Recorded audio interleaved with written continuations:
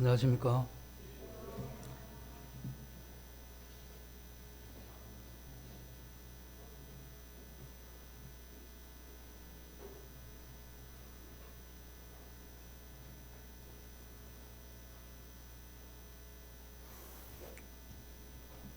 사람들이 하나님을 믿기 전에도 이 각자에게 재능을 주셨죠. 어떤 사람은 이 손재주, 손을 사용해서 작품을 잘 만들거나 그리는 것, 그런 재능이 있는 분들도 있고, 또 어떤 분은 잘 외우는, 우리나라는 좀 잘 외우면 진출하기가 굉장히 좋은 나라죠. 또 어떤 사람은 이 전체적인 어떤 운영에 대한 이 감각을 탁월하게 또 가진 분들도 있고, 또 어떤 분들은 이 몸이 재빨라서 이 각종 이런 운동을 잘하는 분들도 있습니다. 믿음을 가진 이후에도 이제 그런 것들이 우리에게 주어졌고, 그래서 믿는 모든 사람들에게는 한 가지 이상의 이러한 재능, 그 은사를 하나님 주셨죠. 근데 이제 은사를 이렇게 발견하고 이렇게 활용을 해보게 되면 마치 이제 중학교 정도 들어가면, 또 늦어도 고등학교 정도 되면 그 학생들이 생각이 자기 다 안다고 생각을 하죠.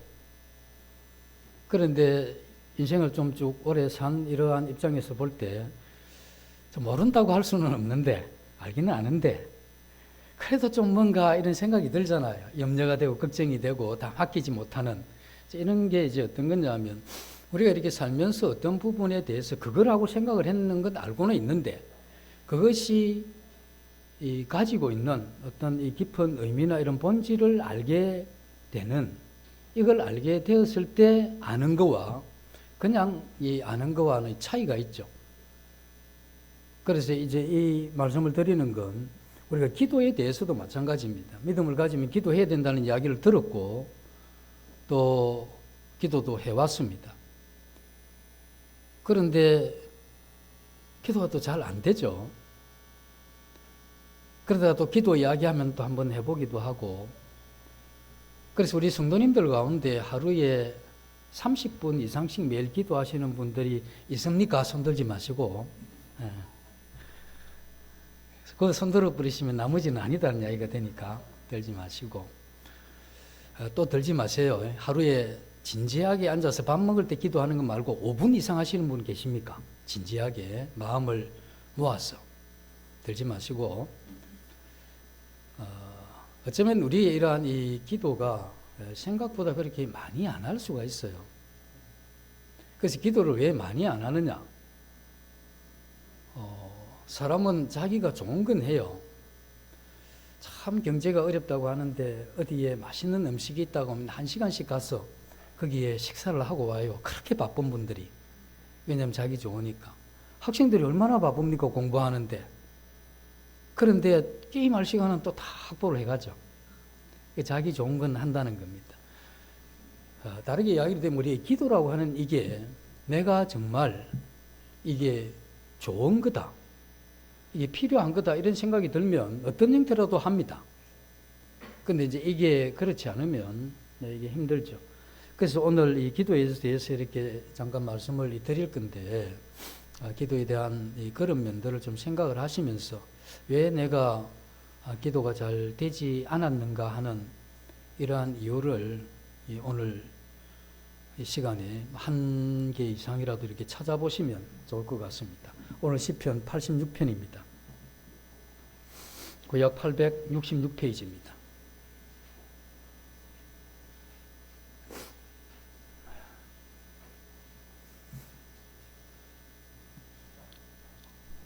(1절입니다) 여호와여, 나는 가난하고 궁핍하오니 주의 귀를 기울여 내게 응답하소서. 이건 시편 86편은 기도시입니다. 탄원시라고 하기도 하죠. 개인적인 이러한 탄원과 하나님을 향한 이러한 찬송, 그리고 대적으로부터 자기를 구해주도록 호소하는 이와 같은 게 섞여서 17절까지 그렇게 계속 되는 그러한 내용입니다. 뭐 다 그런 건 아니지만 이 시편의 시들 가운데 1절은 되게 총론적으로 이야기를 합니다. 그리고 2절부터 해서 그것을 풀어서 설명해가는, 서술해가는 이러한 방식을 취하는 이와 같은 이 시편이 있는데 86편도 이제 이런 형태의 서술을 방법을 취하고 있는 그러한 시편입니다.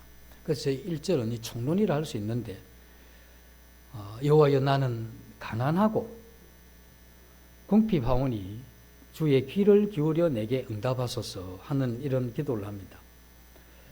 그런데 이스라엘 백성들이 여기에서 이제 여호와라고 하는 이러한 이 이름을 부르게 되는데 이스라엘은 하나님을 주님 이렇게 이야기하기도 하고 또 하나님 이렇게 부르기도 하고 여호와 하는 이런 단어를 쓰기도 합니다.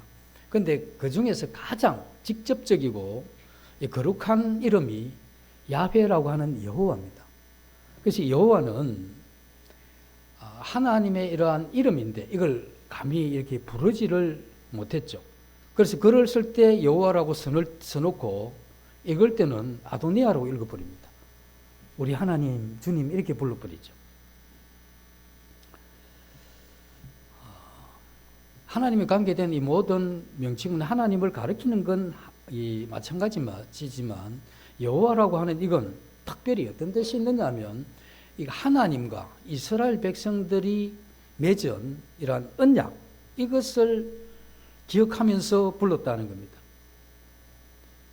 그래서 이스라엘 백성들이 여호와라고 부를 때는 지금 우리가 주님 할 때는 그냥 뭐 주님 이렇지만 그들이 여호와라고 부를 때는 그 하나님은 우리와 언약을 맺으신 그러한 하나님이시다는 이걸 깊이 마음에 새기면서 부르는 그런 형태입니다. 언약이라고 하면 가까이에서는 이 다윗, 그 다음에 이제 모세, 그서로 올라가면 이제 아브라함과 언약을 맺으셨죠. 그래서 하나님은 큰 은혜와 은총으로 아브라함을 부릅니다. 그리고 그 아브라함을 하나님과의 관계 속으로 이끄시죠. 그 관계 속으로 이끄시면서 하나님은 아브라함의 이러한 후손들에게 의무를 그들이 해야 될 그러한 일들을 제시를 하게 되는 겁니다. 이 의무라고 하는 이건 뭔가 그 의무를 통해서 뭔가 우리에게 이게 특별한 어떤 것이 주어지지 않으면 그건 무겁고 힘들고 귀찮은 겁니다. 그래서 의무라고 하는 이건 하나님께서 우리에게 주신 모든 의무는 이 특권과 함께 주어지는 것이기 때문에 이 기도도 우리의 이런 만약에 의무라고 한다면 이건 특권과 함께 우리에게 주어지는 겁니다. 하나님께서 이스라엘을 불렀을 때 그럼 이스라엘이 가졌던 가장 큰 특권이 뭐냐면 이 세상의 많은 사람들 중에 그들은 특별히 택함을 입은 한 무리라고 하는 선민이라고 하는 이와 같은 구별 지어지는 이런 특권을 그들이 생각을 한 거죠. 그래서 이것이 의무를 생각을 할 때 그들이 가지고 있던 이러한 특권이었죠. 이 특권에서 나오는 이 의무는 그들로 행복하게 했다는 겁니다. 그리스 시대에 이렇게 보면 그때 이제 뭐 도시국가 시대 때 보면 전쟁이 일어나지 않습니까? 전쟁이 일어나게 되면 노예들은 이 전쟁의 의무가 없습니다. 시민들에게만 주어지죠. 지금 이제 우리나라 같이 어쨌든 안 가려고 하는 시간 아깝다고 생각하는 그런 문화가 만약에 있으면 우리의 생각이 좀 받아들이기 힘든 건데 그때 도시국가들은 전쟁이 일어나게 될 때 내가 거기에 한 군인으로 참전한다 하는 이게 굉장히 큰 특권으로 그들이 생각을 했다는 겁니다. 그래서 전쟁이 일어나면 이제 그 청년들을 이렇게 모으죠. 청년들을 모으고 난 이후에 이제 뭐 갑옷이나 칼이나 이런 걸 그들에게 주느냐? 그게 아닙니다. 안 줘요. 그럼 어떻게 그걸 마련하느냐 하면 이 시민들이 돈을 벌고 살면서 그들이 하나씩 이렇게 좋은 말도 사고 칼도 사고 방패도 사고 이렇게 이 갑옷도 이렇게 사는 이와 같은 것을 굉장히 큰, 나는 전쟁이 일어나면 전쟁에 나갈 사람이다 하는 이게 뭐냐면 그와 같은 이 병기들을 또 말을 구입하는 여기에 그들의 특권 의식이 있는 것이죠. 그리고 그거는 그들이 그렇게 교육을 받은 겁니다. 그래서 그들이 돈을 벌어서 먹고 사는 것 외에 가장 큰 가치와 재미가 무엇이었느냐 하면 이 전쟁 때 치를 이 병기를 구입하는 것, 그것이 그들이 가장 큰 그러한 이 즐거움 중에 하나였죠. 그리고 그 시민들은 특별히 이 특권이 또 뭐냐 하면 그때 당시에 직접 민주주의였기 때문에 투표를 하는데 기와조각 같은 가운 거기에 이제 막 이렇게 적어서 이 책임자 이 왕을 뽑기도 하는 거기에 빠지는 사람이 누구냐면 노예입니다. 노예는 그렇게 뽑을 자격도 그 다음에 전쟁에 참여할 이러한 자격도 없는, 그리고 이 전쟁에 참여하고 또 이 정치에 직접적으로 관여한다 하는 이건 그때 당시 그들이 가졌던 가장 큰 특권이었죠. 그래서 노예나 외국에서 온 시민들은 이 소외감을 느끼는 겁니다. 그래서 여호와라고 하는 이러한 이름이 많은 것들을 함께 말해주고 있는데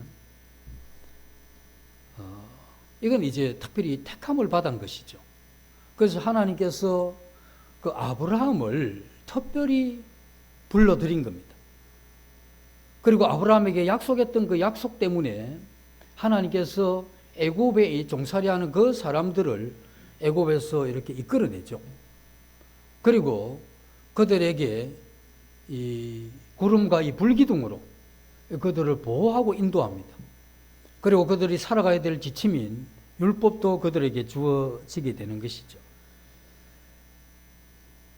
이것은 이스라엘 백성들로 하여금 우리는 하나님과의 관계 속에 있는 언약을 맺은 특별한 사람이다 하는 이걸, 그러한 이 그림을 가지고 여호와 이렇게 불렀던 겁니다. 물론 어떤 이름을 부르든 이런 것이 전혀 없는 것은 아니지만 여호와라고 불렀을 때 이런 색채가, 이 그림이 강하게 그들 마음에 들어 있었던 것이죠. 우리는 어떻습니까? 우리는 이 세상에 있을 때 하나님께서 우리를 사랑하셔서 예수 그리스도를 보내셨죠.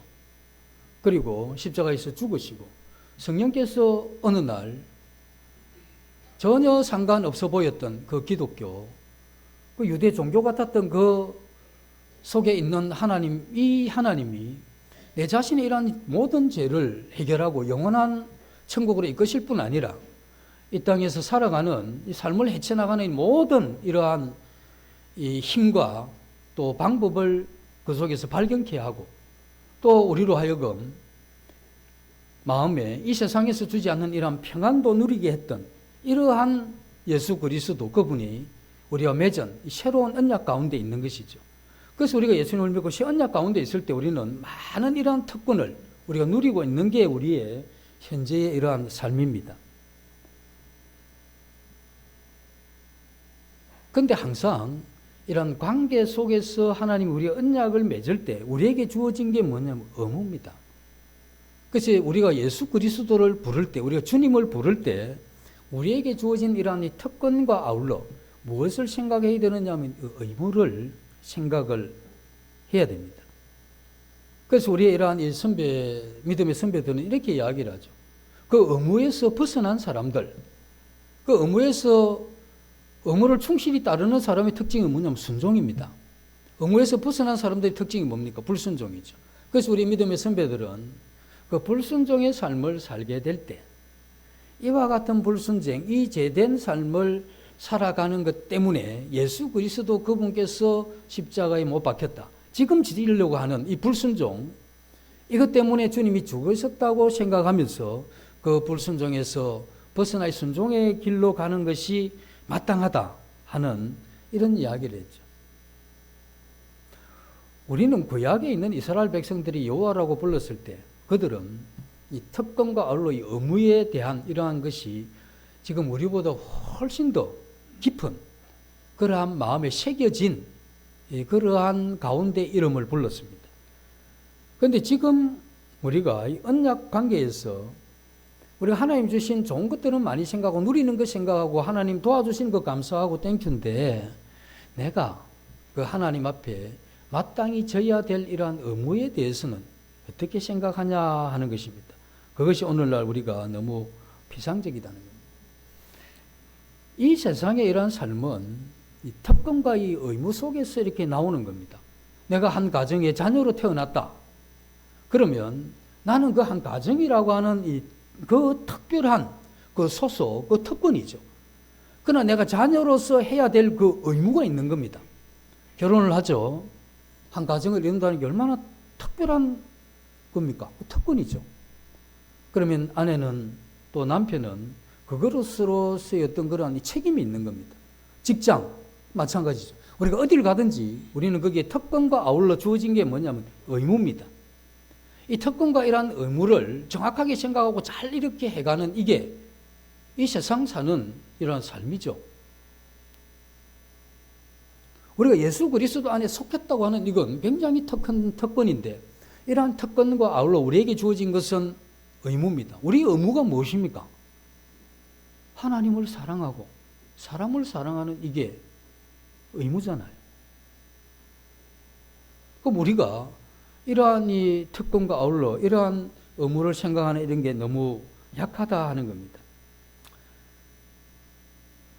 이스라엘 백성은 우리보다 훨씬 더 그 깊은 이런 마음으로 이것들을 생각하면서 하나님의 이러한 이름을 불렀습니다.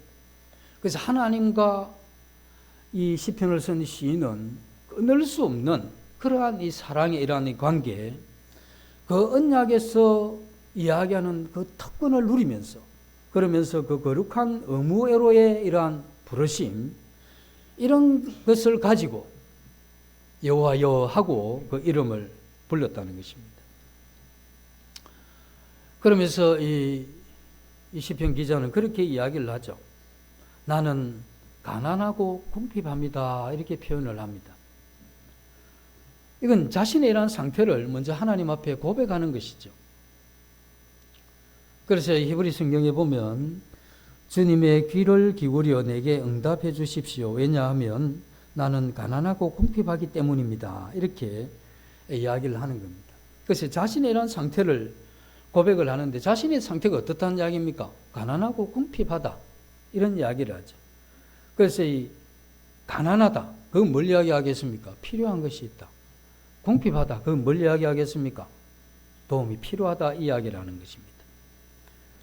그래서 이 시인은 자기가 하나님 앞에 어떤 내용들을 하나님 앞에 호소하고 탄원하기 전에 그 자신의 이러한 마음의 이러한 이 상태를 그 중심을 하나님 앞에 쏟아놓는 겁니다. 그리고 하나님을 향한 물같이 녹는 그러한 마음이 시인의 이러한 마음 가운데 있다는 겁니다. 가난하다. 이건 뭔가 이렇게 필요한 게 있다는 거잖아요. 그래서 우리는 이 세상에 살면서 우리가 가난하다 했을 때는 두 가지로 이야기를 안 합니다. 하나는 육신의 이러한 가난이죠. 육신의 가난은 거의 뭐 돈으로 거의 해결이 됩니다. 그래서 우리 인간은 이 흙으로 빚어진 사람이기 때문에 우리는 이 돈과 굉장히 이 연관이 있고 이 돈의 이러한 필요는 굉장한 것입니다. 그래서 세상에 많은 자원들이 필요한데 우리가 오늘 이 교회에 올 때도 뭐 차를 타고 왔으면 기름값 차비, 오늘 옷을 입고 있는데 옷도 이 돈을 주고 사 입은 거잖아요. 신발, 양말, 아침 식사했는데 그것도 다 돈으로 그렇게 해왔던 것이죠. 이 자본주의 사회라고 하는 것은 문 밖으로만 나가도 돈이 드는 겁니다. 움직이면 돈이죠. 가만히 있어도 돈 들잖아요. 이 자본주의 사회에 살아가시면 우리가 어떤 것을 소비하지 않고서는 하루도 살 수 없는 게 우리의 이러한 현재의 이런 삶이죠. 60, 70, 80 이렇게 되시면 지난 이러한 시절을 보면 돈을 벌고 돈을 쓴 겁니다. 그 조금 남겨놨죠. 그 대부분 벌고 대부분 거의 쓰는 겁니다. 그런데 이 세상에 이러한 이 자원이 없으면 우리가 할 수 있는 것도 굉장히 적어져 버립니다. 뭘 하고 싶은데 돈이 없으면 못 하잖아요. 그만큼 이 돈이라고 하는 이건 그리스도인이라 할지라도 굉장히 우리에게 필요한 그러한 부분입니다. 그런데 우리는 아울러 이 가난하다고 했을 때 영혼의 이러한 가난함, 이것도 있다 하는 겁니다.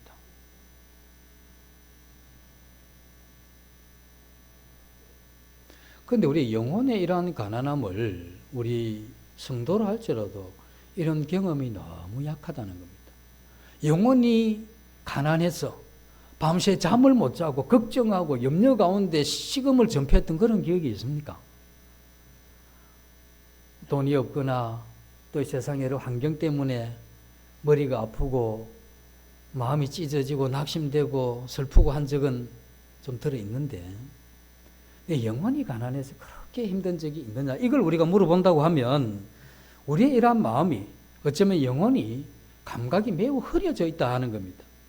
우리의 이러한 몸도 음식을 안 먹으면 이 세상을 이렇게 존재하는 것이 그만큼 힘든데 우리의 영혼이 이 세상을 살아가면서 영적인 이러한 은혜를 공급받지 않고도 이렇게 당당하고 힘있게 살아갈 수 있다고 하는 이건 그리스도인으로서 영적인 이러한 가난이 뭔가에 대한 이러한 의식이 턱없이 부족한 게 아닌가, 이런 생각을 할 수 있는 것입니다. 그래서 우리가 영적인 감각, 영혼에 대한 이 감각이 흐려질 때, 흐려진다는 것은 우리 영혼도 갈망하는 게 있습니다. 우리 영혼도 3살 먹은 애가 엄마 손을 잃으면 막 울잖아요. 땅을 치고 발부둥을 치고 넘어져서 우는 겁니다. 왜? 엄마 찾으려고. 우리의 영혼도 마찬가지입니다. 우리의 영혼도 그 하나님과 이러한 관계 속에서 그분의 품 안에서 그분의 손을 잡고 이러한 인생을 살아가기를 원하는 게 우리의 영혼인데, 우리의 영혼이 그와 같은 마음의 아픔과 또 그 바람과 소망과 갈망이 있는데 우리가 이런 부분들을 육신에 필요한 것들을 채움으로써 그것을 달래려고 하는 이게 그렇게 되는 것도 아니지만 그렇게 하면서 그걸 무마시켜 가려고 하는 겁니다. 그러니까 지나가 버리고 무시하고 뭉개버리는 거죠. 그리스도인이 되었다고 하는 이건 하나님의 관계 속에서 예전에는 없었던 게 생겼던 겁니다. 그게 뭐냐면 우리는 하나님으로부터는 이러한 은혜를 힘입어서 이 세상을 살아갈 수 있고 또 그것 외에는 참된 어떤 한 사람으로서 살아갈 수 있는 다른 게 없다 하는 것을 우리가 믿음을 가지면서 그걸 알았던 사람이 그리스도인입니다. 다시 말해서 그리스도인들은 영적인 이러한 세계의 맛을 본 사람입니다. 처음에 우리가 믿음을 가질 때 환경이나 사람 바뀐 게 없었는데 발걸음이 구름 위를 걷는 것 같이 가벼웠던 오랜 시간은 아니다 할지라도, 그리고 사람과의 관계도 똑같았는데 마음이 그렇게 평안하고 그렇게 안정됐던 경험, 오래가지 않았다 할지라도 그러한 영적인 세계를 맛보았던 겁니다. 아무도 미운 사람도 없고 또 뭔가 세상을 향한 욕심 때문에 힘들어했던 그런 것도 없었던 한순간들이 우리에게 있었던 사람들이 그리스도. 이건 뭐냐면 영적인 은혜를 맛봄으로써 경험했던 그러한 세계가 우리에게 있었다는 겁니다. 그리고 그때 우리는 하나님의 이러한 말씀을 통해서 우리는 우리가 어떻게 살아야 되는지 이러한 방향을 잡을 수가 있었고, 그 방향을 잡고 난 이후에 그 살아갈 수 있는 그 힘을 내 속에서 나오는 것이 아니고 기도를 통해서 하나님으로 부어진 그 힘을 힘입어 우리가 하루하루를 살아가는 영적인 이러한 세계를 우리가 경험을 했던 사람들입니다. 우리가 세상에 있는 자원, 특별히 돈을 많이 가지면 사실 어려운 일을 덜 만납니다. 그리고 하고 싶은 일들 좀 많이 할 수 있습니다. 그러나 이 삶의 다양한 이러한 이 사태들에서 오는 이러한 근원적인 이러한 행복은 그것으로 대체가 불가능한 겁니다. 우리는 그것이 없기 때문에, 돈이 없기 때문에, 건강이 없기 때문에, 관계가 깨졌기 때문에 나는 마음에 평안이 없다. 아닙니다.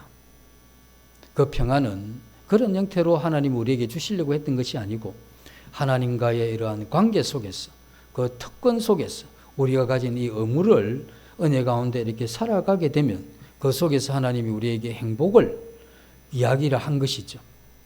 그것 없이 다른 곳에 행복이 없다고 하는 이걸 하나님이 우리에게 이야기를 하신 것입니다. 그것이 신앙이란 뭐냐면 하나님이 주시는 은혜를 힘입는 거죠. 말씀을 통해서 내가 무엇을 믿으며 어떻게 살아야 될 것인가를 우리가 알고, 우리는 기도를 통해서 하늘에 속한 이 신령한 복 가운데 내 안에 역사하시는 이 성령의 이러한 능력을 이렇게 경험하면서 내게 주어진 여러 가지 이러한 이 사태들을 헤쳐나가는 겁니다. 내가 건강이 좋지 않아도, 돈이 없어도, 관계가 어려워도 나는 하나님이 주신 그 말씀을 따라서 길을 정리하고 내 길을 갈 수 있도록 한 이게 하나님의 말씀이었습니다.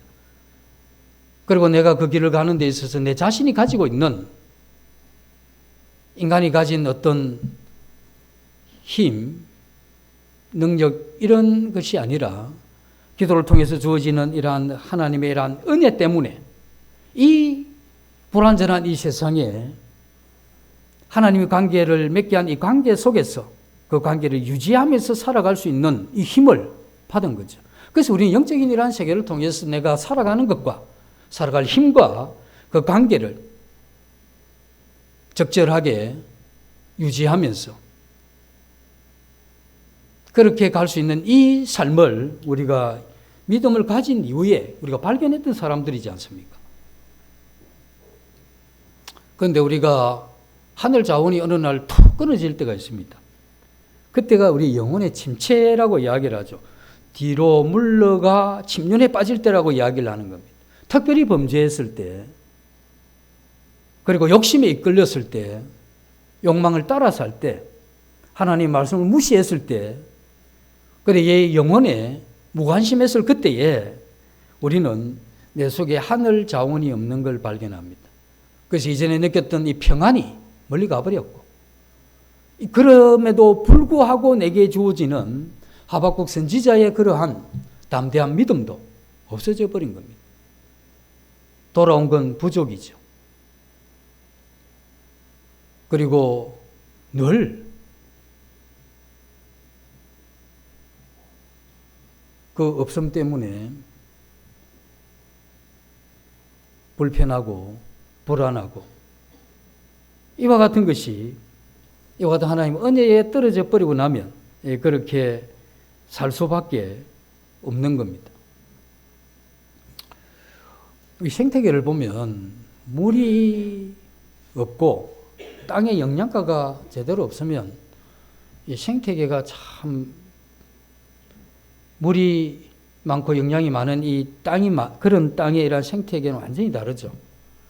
그래서 시냇물이 잘 흐르고 영양분이 충분하면 거기 이 작물들이 굉장히 싱싱하고 이 푸른 아름다운 이러한 모습을 내지만, 물이 없는 그러한 가운데 땅이 척박하게 되면 잎도 작은 잎과 또는 이 가시 같은 그런 형편없는 이런 이 생태계가 거기서 나오는 것이죠. 마찬가지로 우리도 하나님의 이러한 은혜가 있느냐 없느냐에 따라서 우리의 이러한 이 삶에서 나타나는 이런 게 굉장히 다릅니다. 예? 환경은, 또 우리가 가지는 관계는 우리 마음대로 안 되잖아요. 네? 사람 관계 마음대로 됩니까? 그럼 돈은 마음대로 됩니까? 뭐 되는 게 뭐가 있습니까? 없는데. 그 우리가 해야 되는 게 뭐냐면 이러한 하나님의 이러한 은혜를 힘입어서 그 말씀을 따라서 우리가 살아가는, 이건 우리가 할 수 있는 겁니다. 그래서 하나님께서 할 수 없는 것을 우리에게 요구하신 것이 아니고 할 수 있는 그것을 하시라고 한 겁니다. 그것이 우리의 의무죠. 그래서 하나님 우리를 불러서 그 특별한 언약관계에 우리를 두시고 그 속에서 우리로 하여금 그 언약관계 속에 있는 그 사람들이 져야 될 그 의무를 이야기를 했던 겁니다. 그래서 그 의무를 우리가 실행해 보면 마음대로 안 되잖아요. 우리는 모든 결과를 하나님이 책임지라고 한 적은 없습니다. 그러나 그런 태도와 그런 마음으로 살아가는 거죠. 예수님이 이 땅에 오셔가지고 모든 사람과 다 잘 지냈습니까? 그럼 왜 그렇게 모함받고 멸시받고 희롱당하면서 그리고 끝내는 십자가에 이렇게 죽습니까? 그럼 주님의 마음의 평안이 다 깨진 겁니까? 그분의 마음의 행복은 없어진 겁니까? 주님이 이 땅에 오셔가지고 먼 큰 재물을 남기고 유산을 남기고 가셨습니까? 뭐가 있었습니까? 걸치고 있던 옷 하나도 뺏겨서 제비뽀가 가져버렸고 뭐가 있습니까? 그러면 주님이 불행했습니까?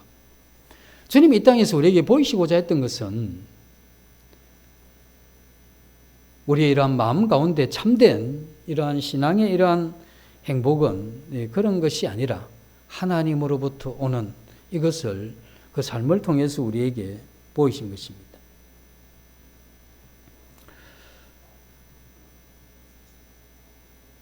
만약에 어려움이 생기면 원래 하나님을 몰랐던 사람들은 그냥 어려운 겁니다.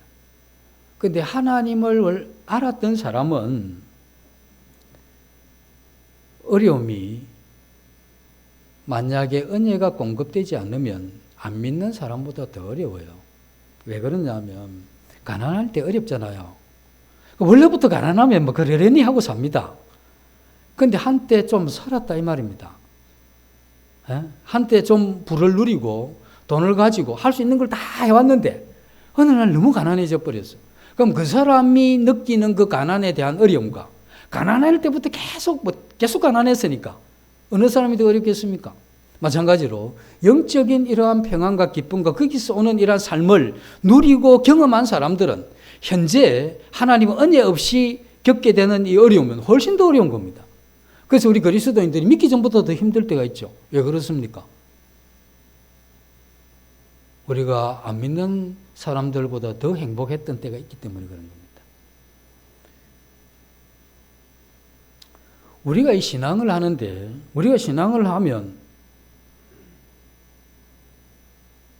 하나님을 사랑하고 남을 이웃을 사랑하라 하니까 하나님을 위해서 신앙을 하고 남을 위해서 신앙을 한다고 이렇게 생각을 하는데 안 그렇습니다. 이 신앙은 나를 위해서 하는 겁니다.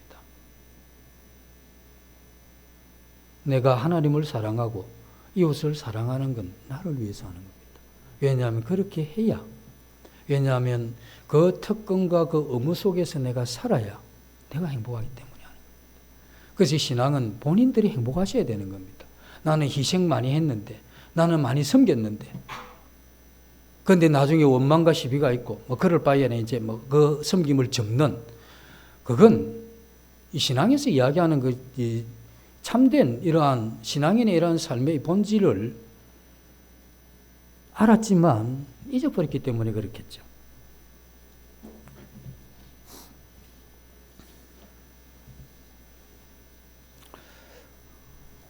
우리는 참 돈 안 좋아하십니까?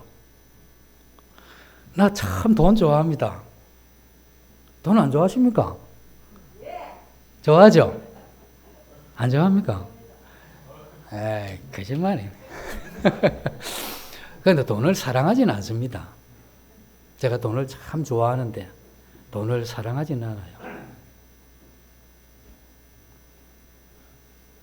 자본주의는 물질이 없이 못 살기 때문에 월요일부터 금요일까지 토요일까지 정말 일을 합니다. TV 보면 노인이 죽을 때도 좀 상종가 드러나야 된다 하죠. 왜 죽을 때 내 시체 채우는데도 돈이 들기 때문에. 그러니까 자본주의는 죽고 나서도 처리해야 될 게 있다 이 이야기입니다. 그러니 얼마나 열심히 벌어야 되겠습니까? 그죠? 그런 열심을 가지고 일주일 내내 수고를 하시는데 하늘 자원을 자신의 이런 마음속에 채우는 데 있어서는 얼마의 열심을 가지고 있습니까? 진짜 행복은 하나님의 이러한 이 자원을 우리에게 채우는 이것으로부터 시작이 되는 건데 이 참된 이러한 행복을 위해서는 얼마나 우리가 열심히 하고 있느냐. 그리고 우리는 사실 그와 같은 하늘 자원을 우리 마음에 채우기 위해서 시간이 필요합니다. 그 시간을 내어야 되고 그 하늘 자원을 채워가야 된다는 겁니다. 시인이 오늘 나는 그렇게 이야기하죠. 여호와여 나는 가난하고 궁핍하오니 주의 귀를 기울여 내게 응답하소서 했는데 이 다윗의 기도입니다. 다윗이 왕이 되기 전인지 후인지는 정확하게 안 나와 있는데 어쨌든 다윗은 왕이 된 이후에도 왕이 되기 전에도 후에도 똑같이 후렴구 같이 여호와여 나는 가난하고 궁핍하오니 나를 불쌍히 여겨주십시오 하는 이게 계속 그 시 속에 반복이 된다는 겁니다. 왕이 되었는데 뭐가 그리 부족하겠습니까? 돈이 부족하지 않잖아요. 그런데도 다윗이 하나님을 향해서 여호와여 나는 가난하고 궁핍하오니 나를 불쌍히 여겨달라 이 기도를 하거든요. 그래서 다윗이 하나님께서 다윗을 만나면서 그렇게 기뻐했던 이유가 뭐겠습니까? 이 다윗을 보면서 그가 왕의 자리에 앉고 부귀 영화를 누려도 그가 하나님을 향한 참된 이러한 갈망에서 벗어나지 않는 이걸 본 거죠. 그러니 하나님이 다윗을 통해서 마음에 품은 것을 이루고 싶어 했던 겁니다.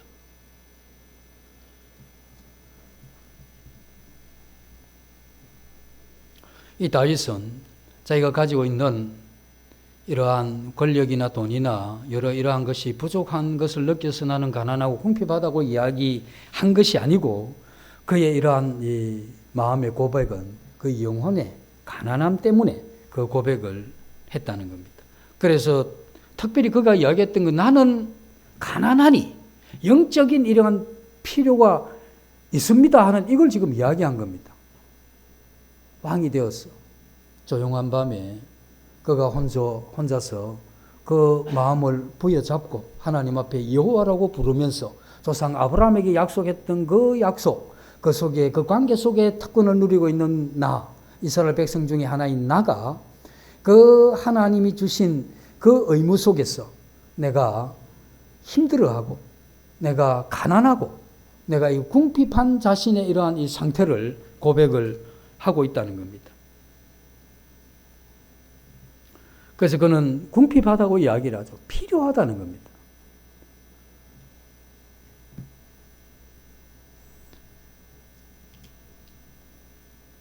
시편 86편에 그가 이 도움이 필요하다고 한 이유는 교만한 자들과 포악한 자들이 그 다윗을 죽이려고 한다. 그리고 이 다윗은 그들에 의해서 괴롭힘을 당하고 있는데 자신의 힘으로는 그들을 어떻게 할 수가 없다. 물론 이 다윗의 생애에도 그의 이러한 부하 장수 가운데 요압이나 이러한 대적했던 그리고 그가 이 왕이면서도 힘들어했던 그러한 시기도 있기도 했습니다만 그러나 그가 정말 힘들어했던 건 그의 이러한 마음 가운데 하나님을 향한 그 어떤 이 갈망을 생길 수밖에 없게 했던 그건 그 자신이 추구했던 것이 이 세상 보이는 이 삶이 다가 아니었다 하는 이걸 이 다윗이 이러한 기도를 통해서 보게 되는 겁니다. 그래서 그가 추구했던 건 그가 왕이지만 누릴 수 있는 이것 말고 그가 하나님의 택함을 받은 한 사람이 왕으로서 그가 이 세상에서 해야 될 그러한 의무, 그 의무를 행하기에는 너무나 힘이 없는 이걸 그가 발견한. 그래서 그는 나는 정말 가난하다. 필요가 있습니다. 그리고 내가 궁핍하다. 도움을 주십시오. 하는 이러한 마음으로 그가 기도했다는 겁니다.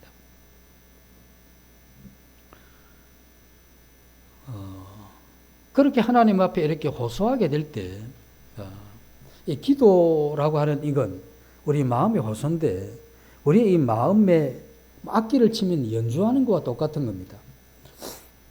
이제 피아노도 있고, 이제 기타도 있고, 그렇죠. 바이올린도 있고 한데, 이런 것을 이제 연주할 때 조율을 잘해야 됩니다. 이 피아노도 잘 치는 분일수록 이 치보면 안에 조율이 잘 돼 있으면 그 건반에서 나는 소리가 참 아름답고 이 부드럽고 매끄러운데, 이 조율이 안 되면 좀 그 아닌 이런 소리들이 나게 되죠. 우리 이런 마음에도 조율이 필요합니다. 우리 이런 마음이 조율이 잘 되면 기도가 물처럼 쏟아져 나옵니다. 그런데 마음이 조율이 안 되면 자꾸 뭔가 끊기고 잘 안 되죠. 그래서 우리의 마음에 이러한 이 조율은 어떻게 우리 마음의 조율을 하느냐 하면 그 조율을 잘하게 되면 기도를 하게 되는데, 우리 마음의 조율을 잘하는 방법은 일단 우리가 가난한 걸 알아야 됩니다. 근데 그 가난이 미치는 영향이 심각하다는 것도 알아야 돼요. 그리고 그 영적인 가난이 해결할 수 있는 게 이 세상의 물질적인 것으로 그 가난이 대치가 안 된다는 것도 봐야 되죠. 그래서 내가 아무리 이 세상에 어떤 것을 이루어가도 이 영적인 가난에서 오는 그 어떤 부분은 손댈 수가 없다 하는 이걸 보는 것과 아울러 이와 같은 영적인 가난을 해결해 주실 분은 하나님 한 분밖에 없다 하는 이 두 가지가 만나야 됩니다. 이 두 가지가 만나게 되면 마음의 조율이 잘 되어서 기도가 그렇게 쏟아져 나오는 거죠. 그래서 기도에 있어서 가장 중요한 건 마음입니다. 우리는 기도하고 그 힘으로 살아가고, 우리가 그 힘으로 살다가 또 기도하기 위해서 사는 겁니다. 그래서 우리는 기도 속에서 그 하나님의 하늘로부터 오는 이러한 힘입어서 살아갈 수 있도록 하나님께서 우리로 이 특권 가운데 하나님의 자녀로, 교회 한 지체로 우리를 부르셨다 하는 겁니다. 그러면서 이제 이렇게 이야기를 하죠. 주여 귀를 기울여 내게 응답하소서, 이렇게 이야기를 합니다. 여기 귀라고 하는 이게 단수로 나옵니다. 귀가 우리가 양쪽에 붙었잖아요. 귀가 양쪽에 붙었다는 건 뭐냐면 큰 소리를 치면 저쪽에 있는 사람이 알아듣는다 이야기입니다. 그런데 한쪽 귀를 기울여 달라고 하는 이건 작은 소리로 이야기하겠다는 겁니다. 내가 이 시련과 이러한 고통과 아픔 속에서 내가 작은 소리로 이렇게 읊조리는데 이것을 하나님이 들을 수 있도록 내 입 가까이에, 그리고 귀를 기울여 가까이 와달라, 이런 이야기입니다. 이건 단순히 탄원하는 내 소리를 들어달라는 게 아니고 또 거친 울부짖음 이런 것이 아니고 그 만사가 지쳐있기 때문에 되게 힘들면 목소리도 작아지죠. 되게 지쳐있기 때문에 그가 하나님께 이게 두 귀가 들리도록 내가 고함쳐서 울부짖을 수 있는 이러한 호소를 할 수 있는 상태가 안 됩니다. 그러니 하나님, 내가 이렇게밖에 이야기할 수 없으니 가까이 와서 귀를 기울여 들어주십시오. 이 문학적인 표현입니다. 하나님이 귀가 두 개가 있어서 고함 질러야 듣고 조그맣게 이야기하면 못 듣고 이런 분이 아니잖아요. 그래서 이 시인이 이야기한 자기 마음속에 있는 이러한 간절함, 그는 이 세상에 그와 같은 하나님이 내게 주신 이러한 의무를 이루기에 너무 지쳐있기 때문에 내가 하나님 앞에 큰 소리로 이렇게 갈 수도 없는, 이렇게 정말 힘든 상태니까 내가 이렇게 신음하듯이 이야기를 해도 하나님이 좀 가까이 와서 좀 들어주십시오 하는 이러한 표현이죠. 그래서 이건 참 이 시인이 그 마음이 가지고 있는 아주 절절한 걸 표현한 겁니다. 서서 당당히 하나님 이것저것 좀 해주십시오. 그 건강한 아들이 부모에게 이야기하듯이 그런 게 아니고 한 귀만 내게 기울여 달라, 이건 가까이 와달라. 그리고 나를 친근히 대해달라. 그리고 내 이러한 어려움을 누구에게 이야기를 해도 이걸 해결할 수가 없고 나는 오직 하나님 한 분만 내가 이야기할 수 있는 분이니 내가 하나님 그 한 분에게 이 비밀스러운 이야기를 하고 싶습니다 하는 이런 이야기죠. 우리도 그렇지 않습니까? 이 땅을 살아갈 때 어렵고 힘든 일을 만나게 되면 때로 우리는 사람을 만나서 상담도 합니다. 좋은 길과 이러한 방법과 또 그런 것들을 알기 위해서. 그러나 대부분 우리가 겪게 되는 많은 어려움은, 내가 겪는 대부분의 많은 어려움은 하나님 앞에 나를 세우기 위한 하나님의 섭리 가운데 있다는 걸 우리가 알아야 되는 겁니다. 그때 우리가 이 하나님이 나를 그 하나님 앞에 세우기 위해서 주어진 이 어려움을 가지고 우리는 이 다윗이 하나님 앞에 절절하게 그 귀를 내 입술에 가까이, 그리고 나에게 친근히, 그리고 나의 이 신음소리도, 그래서 내게 은혜를 베풀어 달라고 하는 이 부분을 하게 하기 위해서, 그건 뭐냐면, 다르게 이야기를 하면 우리의 이러한 어렵고 힘든 이러한 부분이 우리의 이 가난함을 깨닫게 하는 거죠. 이게 안 되는구나. 이게 안 되는 거구나. 우리의 가난함을 깨닫게 하는 겁니다. 그리고 그 속에 우리는 주님이라고 부를 때 그분과 나와의 언약의 관계와 아울러 내가 그분에게 주어진 이 의무, 그것을 행하는 과정 가운데 일어난 이와 같은 어려움에 대해서 하나님 앞에 힘을 달라고 호소하는 것, 이게 기도입니다. 우리는 이 세상을 살아갈 때 특히 그리스도인이라고 하는 건 주님으로부터 특별히 부름을 받은 이 세상에서 이야기하면 유대인, 이방인이 있는데 그리스도인은 제3의 족속이죠. 그래서 우리는 특권을 가진 사람입니다. 우리는 영원한 천국에 대한 안전한 소망과 또 이 땅에 주님이 영원히 함께 하실 것과 같은 약속, 그리고 그분이 나를 버리지 않는다고 하는 믿음, 이런 것들을 우리가 가지고 이 땅에 살아가는 겁니다. 그리고 이 세상에 일어나는 모든 일들은 협력하여서 늘 이루어가기 때문에 내게 지금은 해로워 보이지만, 지금은 그게 아픔이 되지만 결국은 하나님께서 그것을 통해서 나를 하나님의 이러한 사람으로 빚어 가신다고 하는 이러한 확신을 우리에게 준 겁니다. 그건 이 세상 사람들이 도저히 가질 수 없는 특권이죠. 그리고 그 특권과 아울러 우리에게 주어졌던 게 뭐냐면, 이 세상을, 하나님을 사랑하고 이 세상을, 하나님이 이 세상을 사랑한 것 같이 사랑하는, 이게 우리의 의무죠. 그럼 우리의 삶은 그 특권과 의무 속에서 우리의 이러한 삶이 진행되어야 되는데, 그러한 진행 과정에 있어서 안 되는 게 있기 때문에 우리에게 어려움을 주시고 힘든 과정을 허락하신 겁니다. 그래서 우리의 이러한 의무를 실행하게 하는 이건 하나님의 이러한 도움인데, 하나님의 도움을 이끌어내는 게 뭐냐면 기도다, 이 말입니다. 그렇게 하도록 해놓은 겁니다. 그래서 우리가 기도하는 거죠. 그래서 그리고 우리가 우리의 이러한 아픔과 또 우리의 상처와 우리의 고민과 그리고 앞으로의 미래에 대한 염려와 지난날의 그 어떤 잘못된 것이 내 발목을 잡는 부분이나 이 모든 것에 대해서 하나님 앞에 나아가서 그 은혜로 이것을